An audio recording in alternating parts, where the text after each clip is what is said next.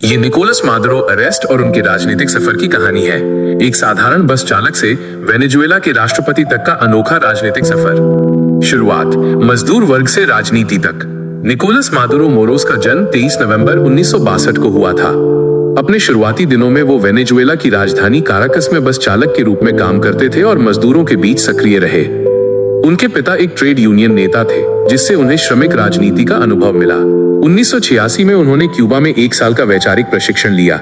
यही उनकी औपचारिक शिक्षा का मुख्य हिस्सा था। राजनीति में उभरना। बस चालक के रूप में काम करते हुए उन्होंने मजदूर यूनियनों में नेतृत्व दिखाया और धीरे धीरे ह्यूगो शावेज के वामपंथी आंदोलन से जुड़ गए। 1998 में शावेज के सत्ता में आने के बाद मादुरो ने सक्रिय राजनीति में कदम रखा और संसद सदस्य बने। बाद में वे नेशनल असेंबली अध्यक्ष, विदेश मंत्री और फिर उपराष्ट्रपति तक पहुंचे। राष्ट्रपति तक का सफर। शावेज ने 2013 में अपने अंतिम संबोधन में मादुरो को अपना उत्तराधिकारी घोषित किया और शावेज की मौत के बाद मादुरो नैरोली चुने गए। इस तरह वो बस चालक से देश के सर्वोच्च पद तक पहुंचे। एक अप्रत्याशित राजनीतिक उभार जिसकी जड़ें मजदूर राजनीति और शावेज की विरासत में थी। शासन और विवाद।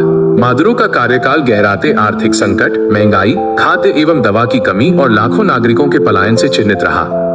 विपक्ष और अंतर्राष्ट्रीय समुदाय ने समय समय पर उनके चुनावों और सत्ता के प्रयोग पर धांधली और लोकतंत्र विरोधी आरोप लगाए। गिरफ्तारी, राजनीतिक अंत या मोड़।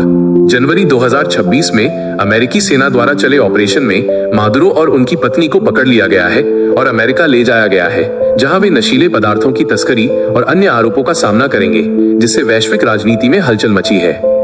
संक्षेप में, एक साधारण मजदूर से शुरू हुआ मादुरो का सफर श्रमिक यूनियन से नेता, संसद तक पहुंचना और फिर राष्ट्रपति बनने तक का प्रेरणादायक लेकिन विवादास्पद राजनीतिक सफर रहा, जो अब उनके अचानक गिरफ्तार होने के साथ एक नई दिशा ले रहा है।